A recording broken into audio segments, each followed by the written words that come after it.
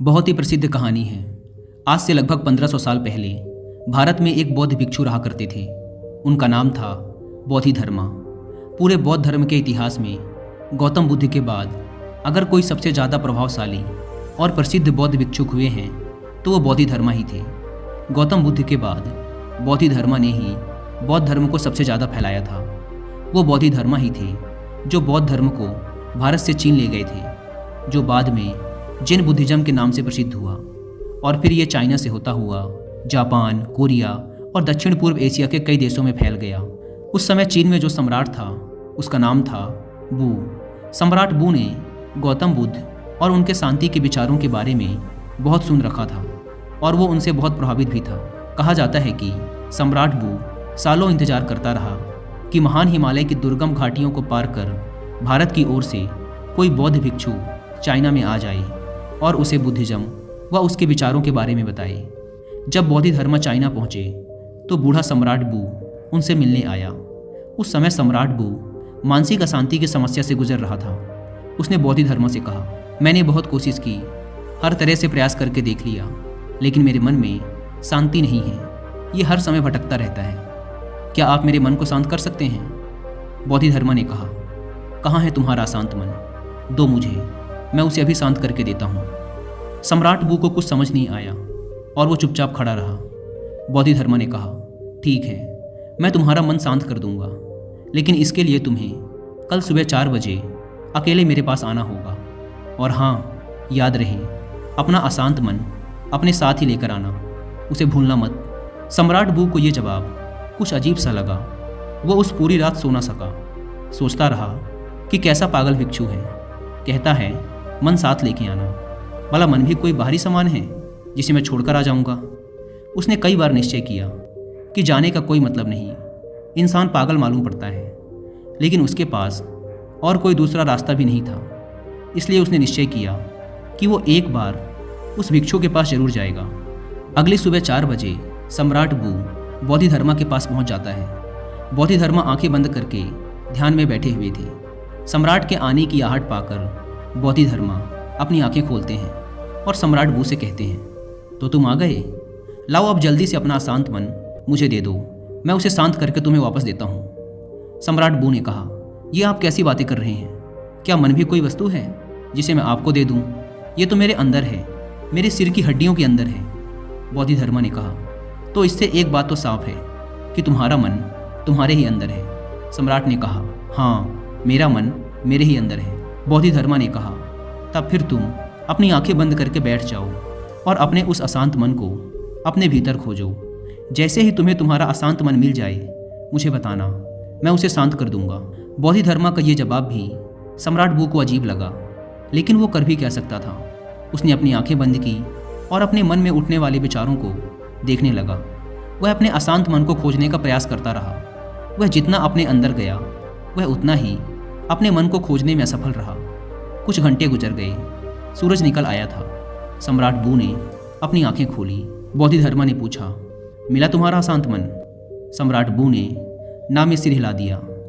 बोधिधर्मा ने कहा, ठीक है, कल सुबह फिर आना और दोबारा अपने मन को ढूंढने का प्रयास करना। सम्राट बू वहाँ से चला जाता है।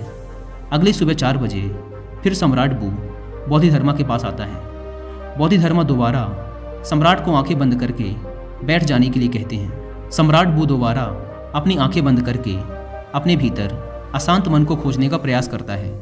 वह जितना अपने अंदर डूबता चला जाता है वह उतना ही अपने मन और विचारों से दूर होता जाता है। आज सम्राट बू को बैठे बैठे दोपहर हो गई। अब उसने अपनी आंखें खोली। बोधिधर्मा ने पूछा, मिला तुम्हारा अशांत मन? सम्राट ने फिर से ना में सिर हिला दिया।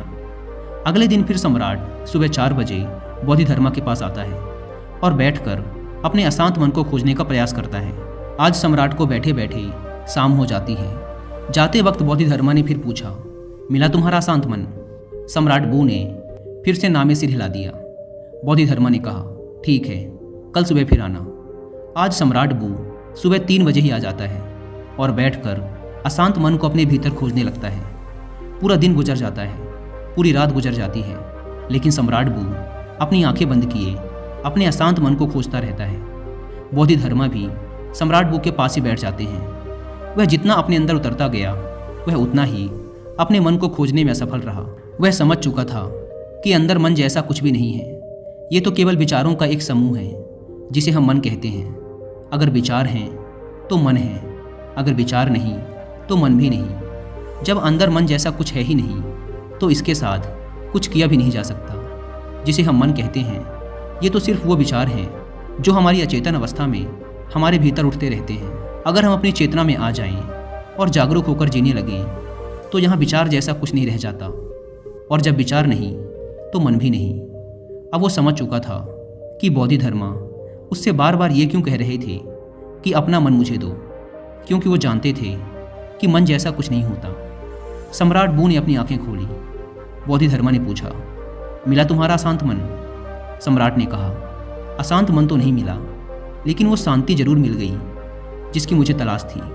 मैंने जब तक मन की तलाश नहीं की थी तब तक मैं बहुत परेशान रहता था, लेकिन जब मैंने तलाश की तब पाया कि मन जैसा कुछ नहीं होता। बोधिधर्मा ने कहा, जब भी तुम्हें अशांति महसूस हो तब आंखें बंद करके बैठ जाओ और अपने अंदर देखो कि ये अशांति कहाँ है, और तुम्हें तुम्हारे अंदर कोई अशांति नहीं मिलेगी। लेकिन हाँ, जब तुम खोजोगे तो तुम्हें तुम्हारे भीतर एक ऐसा इंसान जरूर मिलेगा जो बहुत ही शांत चित्त और स्थिर है। जैसे कि सम्राट बू ने महसूस कर लिया था कि मन कुछ और नहीं बल्कि हमारे विचार ही मन है। हम अपने विचारों पर नियंत्रण करके अपने मन को नियंत्रित रख सकते हैं। अगर आप ये सीखना चाहते हैं कि अपने विचारों पर काबू कैसे किया जाए तो इसके लिए आप 2 बुक्स पढ़ सकते हैं, जिसमें से पहली बुक है बुद्धास ब्रेन और दूसरी बुक का नाम है बीइंग टू बिकमिंग बुद्धा। अगर आपके पास इन बुक्स को पढ़ने का टाइम नहीं है तो आप इन दोनों ही बुक्स की हिंदी में बुक समरी भी सुन सकते हैं कुक्कू एफएम ऐप पर।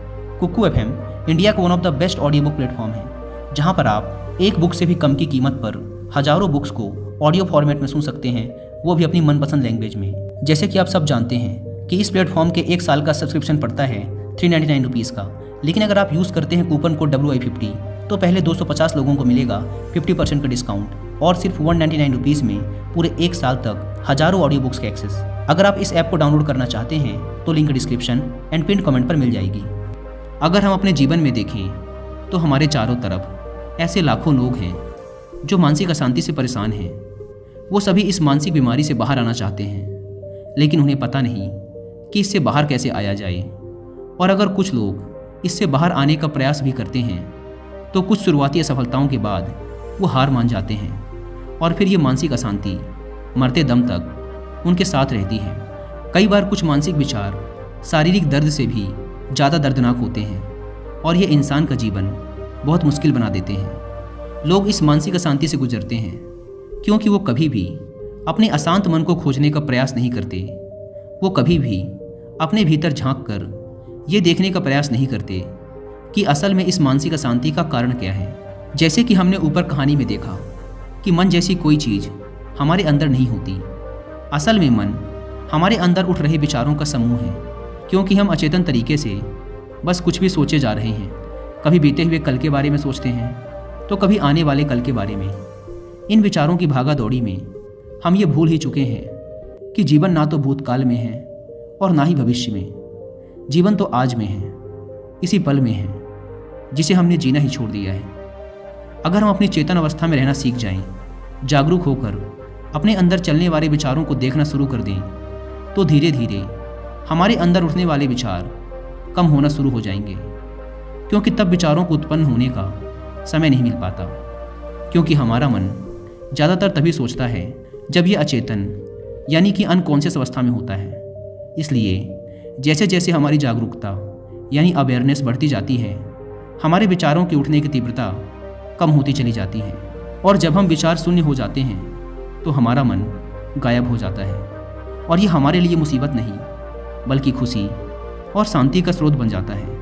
इसलिए अब से जब भी आप अपने लाइफ में अशांति या किसी प्रकार का दुख महसूस करें तो चुपचाप आंखें बंद करके बैठ जाएं और अपने अंदर उठने वाले विचारों को देखना शुरू कर दें। इन उठते हुए विचारों को रोकने की कोशिश ना करें, बस इन्हें आने और जाने दें, और ना ही इन विचारों में उलझें। आप इन्हें बस ऐसे देखें जैसे कि आप किसी रोड के किनारे खड़े हैं और आती जाती गाड़ियों को देख रहे हैं। गाड़ियाँ आती हैं और जाती हैं, ऐसे ही विचार आएंगे और जाएंगे।